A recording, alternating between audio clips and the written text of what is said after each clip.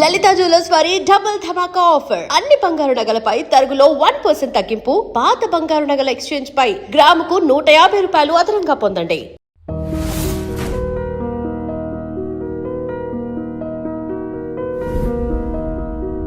మధ్య ఒక 2 చిన్న విషయాలు చెప్పాలి సార్ మీకు.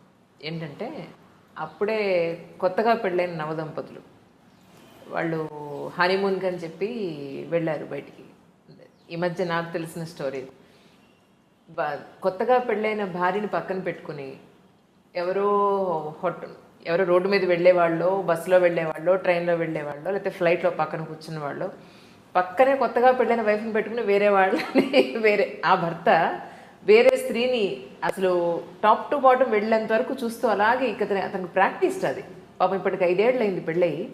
ఈయనేమిటి ఇలాగే ఎందుకు చూస్తున్నాడు, నేను నచ్చలేదా, లేకపోతే అందరూ ఇలాగే ఉంటారా, వీళ్ళు ఎందుకు ఇలా చూస్తారు, నాకెందుకు మా వారిలాగా వేరే వాళ్ళు ఎవరు కనపడరు, మా వారి కన్నా అందంగా వేరే వాళ్ళు ఎవరు ఎందుకు కనపడరు, అసలు ఆ దృష్టితో నేను ఎందుకు చూడను, ఈయన ఎందుకు అలా చూస్తున్నారు అనేది వీడికి నిజంగా పాపం వస్తుంది కదా అంటూ ఉంటుంది మా ఫ్రెండ్.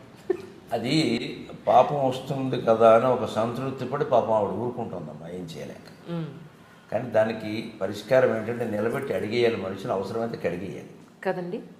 ఎంత బాధ. ఇది ఊరికే పాపం ఆడవాళ్ళు చాలా మందిలో ఉండే ఒక సెంటిమెంటల్ సైకాలజీ ఏమిటంటే పొతడు వాడు ఎంత ఏడు ఫీల్చుకు తింటున్నా సరే తగులుతుంది ఖచ్చితంగా. ఎందుకమ్మా తగిలేదు ఎవరికి, మీ భర్తకైనా, ఈవిడ భర్తకి రేపు పొద్దున అది ఆవిడకి తగులుతుంది కదా. అంతకంటే ఏమిటయ్యా నీ ప్రవృత్తి, ఏకాంతంగా విడిగా ఏమిటైపోతుంది ఈ రోజుల్లో. అప్పుడే పూర్వం అయితే భయపడచ్చు, ఇవాళ అంత ఇదేం లేదు. హాయిగా కూర్చోబెట్టి ఏమిటిది నేను ఇందాక చూశాను, ఏంటి పరిస్థితి. ఇప్పుడు అందం గురించి కూడా మాట్లాడద్దు, అందం గురించి కాపురాలు చేస్తారా? అవునండి. చేసుకున్నప్పుడు ఉన్న అందం తర్వాత ఉండదు, చేసుకున్నప్పుడు లేని అందం తర్వాత వస్తుంది. దాన్ని బట్టి ఉంటుందా? అందంగా లేకపోయినా కూడా చూడటం తప్పే. అది ఒక తాడి కట్టావు అగ్ని సాక్షిగా, కట్టుబడి ఉండాల్సిందే భర్త అయినా సరే భార్య అయినా. ఆ దృష్టితో వేరే వాళ్ళని చూస్తున్నారు కదా. మరి అలా చూస్తే ఏమనిపిస్తుంది?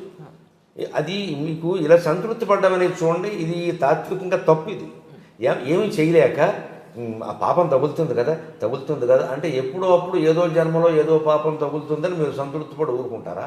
ఇక్కడ జీవితం నాశనం అవుతుంటే ఖచ్చితంగా నిలబెట్టి అడిగేయవలసింది, తేలిపోతుంది. అది ఖచ్చితంగా చాలామంది మారుతారమ్మా. మగాళ్ళు కూడా ఇవేమి ఇదివరకున్నంత రౌడీజంగా లేరు.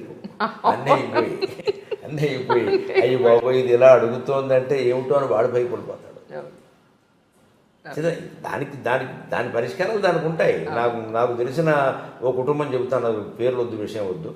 భర్త ఏదో ఇలా వేరే చూపుల్లో ఉన్నాడంటే ఆవిడ ఏం చేసింది తెలుసా? పెళ్ళి వాళ్ళకి 5 ఏళ్ళు 6 ఏళ్ళు. ఈవిడ చక్కగా ఒక కుర్రాన్ని వేసుకుని రిక్షాలో సినిమాకి వెళ్ళి వచ్చింది. చక్క కుక్కగాడుకు చెప్పు దెబ్బ. బెస్ట్ పని. ఆ పని ఈయన చూడగా చేసింది. చక్క చూస్తుండగా దిగింది. ఏమిటి ఇలా అన్నాడు, నువ్వేమిటి అలా అన్నాడు. నేను మానేస్తాను, నువ్వు మానేయన్నాడు. సుఖంగా అన్యోన్య దాంపత్యం సుఖంగా ఉన్నారు, ఎప్పటికీ బాగున్నారు. వాళ్ళకి 77. ఆవిడ చెప్పిన సరదాగా నేను ఇలా చేశాను, నువ్వు కాదు స్టోరీ రాయవమ్మా ఈ విషయం అన్న. బుద్ధి రావాలి, ఆ చర్య ఏదో తీసుకోవాలి. కనీసం చర్చించడానికైనా మనం భయపడుతూ ఉంటే మనం ఏదో సంతృప్తి పడి ఆ పాపం ఎప్పుడో పీడిస్తుందనడం, లేకపోతే ఈయన మీద కోపాన్ని అత్తగారి మీద చూపించడం అదంతా అనవసరం. నేరుగా ఎవరు దోషం వారిని పట్టుకుంటే అయిపోతుంది, మంచిది. అమెరికాలో ఉన్న నా స్నేహితురాలు ఊళ్ళోకి వచ్చి ఏంటి రాలేదంటే కలలేదంటే అంటే మా అమ్మ వాళ్ళ ఇంట్లో దింపేశాడు మా వారు. ఇండియాకి వచ్చిన వెంటనే ఫస్ట్ ఫ్రెండ్స్తో ఒక గ్రూప్గా గోవాకో ఇంకెక్కడికో వెళ్తారట. ఆ తర్వాత ఇండివిజువల్గా ఒక పార్టీ ఉంటుంది వీళ్ళకి. ఇదంతా కూడా వైఫ్ని వదిలేసే, పిల్లల్ని వదిలేసే. మరి నువ్వు అడగరా ఈ విషయంలో అన్నాను. అని అంటే వాళ్ళు వేరే అమ్మాయిని ఏమైనా తీసుకుని వాళ్ళు ఫ్రెండ్స్ ఒకసారి ఇండివిజువల్గా ఒకసారి ఇలా పెడతారట, ఇది వాళ్ళ సాంప్రదాయం అంట అని అంటే. సో డబ్బు ఉన్న వాళ్ళ ఆలోచనలు ఇలా ఉంటాయేమో, మధ్యతరగతి వాళ్ళ అనవసరంగా చేసుకున్నాను నేను అని చెప్పాను దాని బాధ. నిజంగా సార్ ఇలా చేస్తే వాళ్ళకి ఏం ఆనందం? సపోజ్ భార్య ఇలా చేస్తే అంటే ఆ ఒక్క ఆలోచన ఉంటే ఆత్మ సర్వభూతాన్ని అనే వేదాంతం అర్థమైతే సరిపోతుంది. ఆ ఒక్క ఆలోచన వస్తే మరి చేయడు. ఆ ఆలోచన వచ్చేలా మీరు చెయ్యాలంటున్నాను. మీరు ఎన్ని సమస్యలు చెప్పినా ఇదే పరిష్కారం. అవును, ఆ ఆలోచన వచ్చేలా సఫర్ అవుతున్న వాళ్ళు చెయ్యాలి. వీళ్ళు చేయకపోవడం భయం వల్ల చేయకపోవచ్చు, సున్నితంగా ఉంటారు కొందరు. అది కాస్త తగ్గించుకుని గాంభీర్యం అన్నది అది. మీరు కఠినంగా ఉండదు, ఖచ్చితంగా ఉండండి. మీకు అన్యాయం జరుగుతుంది అడగడానికి ఏముంది దాంట్లో? అది ఒకటి పొరపాటు ఉంటే సరి చేస్తారు కదా. నేను ఆ ఉద్దేశంతో చూడలేదు, నా చూపే అంతా ఎదురు చెబుతాడు కదా పోలేదు చెప్పనండి. అతని వివరణ అతను ఉంటుంది. అంటే సమస్యలు చర్చించుకోవడం మనకి పెద్ద అవసరం లేదు. అన్నిటికీ పరిష్కారం ఏమిటంటే మనకి తెలుగులో చెప్పిన మద్యంతో మనం ముగించుకుంటే మంచిది. ఒరులే జవిజొనరించిన నరవర అప్రియము తన మనంబునకగు తానొరుడపున విశేయకునికి పరాయణము పరమధర్మ పదములకెళ్ళన్. భారతంలో, ఆంధ్ర మహాభారతంలో తిక్కన గారు శాంతి పర్వంలో చెప్పినటువంటి పద్యం భీష్ముడు చెబుతాడు. ఇతరులు ఏ పని చేస్తే మనకి బాధ అనిపిస్తుందో అది ఇతరుల పట్ల మనం చేయకుండా ఉంటే అంతకంటే మించిన ధర్మం ఏమీ లేదు. అన్ని ధర్మశాస్త్రాలు ఇంతే చెప్పాయి. వ్యాసుడు చెప్పిందని యథాతథ అనువాదంలో చాలా చక్కగా చెప్పాడు. దీన్ని వెనక ఆంధ్రపత్రిక ఉండేది, మంచి పెద్ద, అసలు అది ఒకటే పత్రిక అప్పట్లో. పత్రిక అంటే ఆంధ్రపత్రిక. దాంట్లో ప్రతిరోజు వాళ్ళు సంపాదకీయం పైన ఈ పద్యం వేసేవారు. ఇది ఒక్కటి చాలు ప్రపంచాన్ని బాగు చేయడానికి. అంచేత ఈ తప్పు చేస్తున్న వాళ్ళైనా వాళ్ళు మరి తిరగేసి ఆలోచించుకోండి. అయితే వాళ్ళు ఆలోచించుకోకపోతే ఆలోచించుకోవాల్సిన పరిస్థితిని మనం కల్పించాలమ్మా. అది మేము గురజాడవారు దిద్దుబాటు కథ, మొట్టమొదటి కథ అదే అంటారు తెలుగు సాహిత్యం. దిద్దుబాటు కథలో గురజాడవారు అదే చెబుతారు. భర్తకి పాఠం చెబుతుంది, ఆవిడ సున్నితంగానే చెబుతుంది. దానికోసం విడాకులు అక్కర్లేదు, గొడవ అక్కర్లేదు, సున్నితంగానే చెబుతుంది. చెప్పొచ్చు, మన పురాణ కథల్లో కూడా అలా చాలా ఉన్నాయి. అలాంటివి మనం చదువుకుని తెలుసుకుని చేసుకుంటే సరిపోతుంది. ఇన్నాళ్ళు మీ దాంపత్య జీవితంలో మీ ఇద్దరు అలగడం కానీ, లేదు మీ అహం చూపించడం కానీ, అది లేదంటే మీ మేల్ ఈగో చూపించడం కానీ ఎప్పుడైనా జరిగిందమ్మా? మీరంటే చాలా ఇష్టం ఆవిడికి, నాకు అర్థమైంది. మీరంటే విపరీతమైన ప్రేమ, అందుకని ఆవిడేం మాట్లాడదు, నాకు అర్థమైంది. మీరు చెప్పండి. ఆవిడ చెప్పేది మీరు నమ్మకపోతే అడుగుతాను. కళ్ళు ఎర్రబడ్డా అని అడిగారు అంటే మీ మీద ఎంత కాన్సన్ట్రేషన్ ఉందో చూడండి. ఇప్పుడు చంటి పిల్లలు చూసుకున్నట్టు చూసుకుంటున్నారు కదా. ఆ ప్రేమ ఆవిడలో కనపడుతుంది. సంప్రదాయం కూడా ఏం చెప్పిందంటే పిల్లలు పుట్టి వాళ్ళకు ఒక 20 ఏళ్ళు వచ్చాయంటే భర్త బిడ్డతో సమానం, భార్య అంతే కూతురుతో సమానం. ఇంకప్పుడు వేరే వాంఛలు ఏమైనా సహజంగా తగ్గిపోతాయి పెద్ద విషయాలకు. కానీ ఆ కేర్ అంటారు, జాగ్రత్తలు తీసుకోవడం, ఆ బాధ్యత పెరుగుతుంది. అందుకని చాలా జాగ్రత్త తీసుకుంటున్నాను. నేను వేదిక మాట్లాడుతుంటే ఎదురుగా ఉంటే ఇలా చూపిస్తుంది, ఒక్కోసారి ఆపేమని. అంటే అప్పుడు 2 గంటలు దాటిపోయింది. 2 గంటలు దాటి 2 గంటలు మాట్లాడతాను సాధారణ. ఒక్కోసారి భావావేశంలో సబ్జెక్ట్ అవకాశం పెరిగితే కొంచెం అలా చూపిస్తుంది, ఏంటిది అని. అది ప్రేమతోనే కదా. అంటే అలా మాకు అంటే దాంపత్యంలో సహజంగా వచ్చే చిన్న చిన్న చీటపట్లు ఉంటూనే ఉన్నాయి. కానీ ఒక సద్గుణం ఆవిడలోనూ నాలోనూ కూడా ఏంటంటే దీర్ఘకాలం దాన్ని అట్టి పెట్టుకోకపోవడం. నా కోపం గురించి అయితే ఆవిడ చెబుతుంది, ఎలాంటిది చెప్పు. కోపం వస్తూ ఉంటుందండి ఆయనకి, తాటేకమంట. అది అలా వెళ్ళి ఇలా వచ్చేసరికి పానే పోతుంది, వస్తుంది, అనగానే పోతుంది, అనగానే పోతుంది. పైగా నేను ఎప్పటికీ ఉప్పు కారాలు మానలేదు, ఇంకా ఎక్కువ తింటాను. నేను కారం తక్కువైతేనే అడుగుతాను, నేను ఎక్కువైతే అడగను. ఒక్కోసారి ఏమిటి కళ్ళ నీళ్ళు వస్తున్నాయి ఉంటుంది. మా అమ్మ గుర్తొచ్చింది అంటారు, కానీ కారం ఎక్కువైందని చెప్పాను.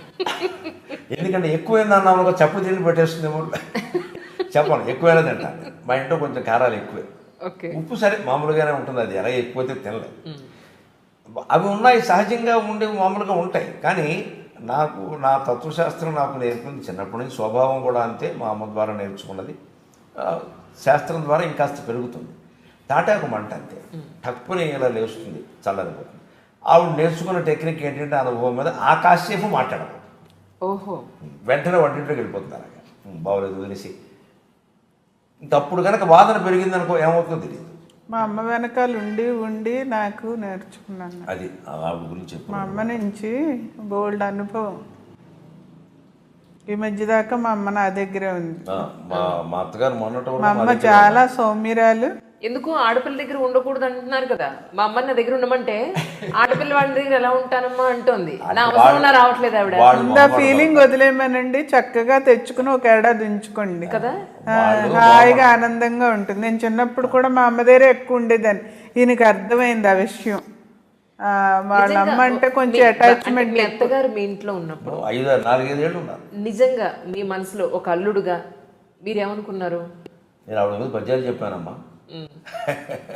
ఆవిడ పట్ల నాకు ఈవిడ పట్ల ఉండేది ప్రేమ, ఆవిడ పట్ల ఉండేది భక్తి. ఒక మాటలో చెప్పాలంటే మా అమ్మ కంటే కూడా మా అత్తగారు గొప్పది. అంటే నేను స్వభావం గురించి కాదు, ఆ సేవ. మా మామగారికి పక్షవాతం ఏదో వచ్చింది కదా, వచ్చి 12 ఏళ్ళు మంచంలో ఉండిపోతే ఇక ఈ సుమతి అనసూయ ఎవరూ సరిపోరండి ఆవిడకి, అంత సేవ చేసి. పైగా ఆయనకి మనసు కూడా పనిచేయట్లేదు, మెంటల్లీ డిటీరియరేట్. ఎవరు చేస్తున్నారో తెలియదు, చేస్తున్న సేవ భార్య చేస్తుందన్న విషయం తెలియదు మా మామగారికి, చిట్టిన నాగేశ్వరరావు గారికి తెలియదు. కానీ అటువంటి మనిషిని మంచంలో పెట్టుకుని ఆవిడ పెళ్ళిళ్ళు మానేసి, పొరుళ్ళు మానేసి, పుణ్యాలు మానేసి, బంధువులను వదిలేసి, సమస్త శుభాశుభకార్యాలు వదిలేసి, భర్తే నాకు ముఖ్యం, నేను ఎక్కడికి రాను అని చెప్పి ఎలా చేసేదంటే, మళ్ళీ వైభవంగా స్నానం చేసి మంచి బట్టలు కట్టించి ఏదైనా పిండి వంట, ఆయనకి ఇష్టమైన పిండి వంటలు ఏమన్నా ఆ రోజున ఆ పిండి వంట చేసి తిన్నా తినకపోయినా నోటికి అలా తగిలించి ఇప్పుడు తినడం. ఇక ఎవరైనా ఉంటారు ఈ కారణం అసలు అలాగే. మరి ఆవిడ మా ఇంట్లో ఉంటాను అని ఆవిడ అనకముందు నేను అడిగి పిలిపించుకున్నాను. ఎందుకంటే ఈవిడ అక్కడ చనువు ఎక్కువ సహజంగా. నీ దగ్గర ఉంటే బాగుంటుంది కదా, తీసుకురా అంటే అమ్మ తెచ్చుకుందా మన ఇద్దరం వెళ్ళని అక్కడ మా అన్నయ్యకి చెప్పి ఎందుకంటే అతను ఆయన బాగా చూసుకుంటారు, ఆయన ప్రాణప్రదంగా చూసుకుంటారు. ఆయన పంపించమంటే ఆయనకి అనిపిస్తుంది కదా, ఎందుకంటే వద్దు బాబు మీరు బాగానే చూసుకుంటారు కానీ మాది కొంచెం అట్టు పెట్టుకోవాలి. పైగా అప్పుడు మా అమ్మ పోయిన కొత్త, మా అమ్మ లేదు కదండి, మాకు అమ్మ కావాలి కదా, అది పంపించాను. మా అమ్మ వెళ్ళిన సంవత్సరానికి ఆ సేవాభావం మా అమ్మకు మొదటి నుంచి నాకు జ్ఞానం వచ్చిన దగ్గర నుంచి అలవాటు ఉంది, చూసాను నేను. అసలు మా అమ్మమ్మకి చేసింది, మా పెద్దమ్మకి, మా నాయనమ్మ గారికి, అందరికీ. అటువంటి మహిళలు కాదమ్మా, అటువంటి మనుషులను చూడలేము, పురుషులు కూడా లేదు. ఇప్పటికి కూడా 83 ఏళ్ళు ఇప్పటికి ఉరుకుతూ ఉంటుంది, అది ఎక్కడ పడుతుందో అని దాన్ని పట్టుకోవడం. ఉంటే సగం పని ఆవిడ చేస్తుంది. ఈ తోటకూర నేను గెలలేనా, నువ్వు గెలాలా అని కూర్చుంటుంది. మా అమ్మ ఉన్నప్పుడు అలాగే చేసేది. అది ఆ మొక్కలు ఏమో ఇలా బారాయి అమ్మాయి, నేను జరుగుతా. మా అత్తగారు అలాగే చిన్నపిల్ల నువ్వేం, చిన్నపిల్ల ఏమిటి 50 ఏళ్ళు, చిన్నపిల్ల నువ్వేం జరుగుతావు అని ఆవిడ జరిగింది.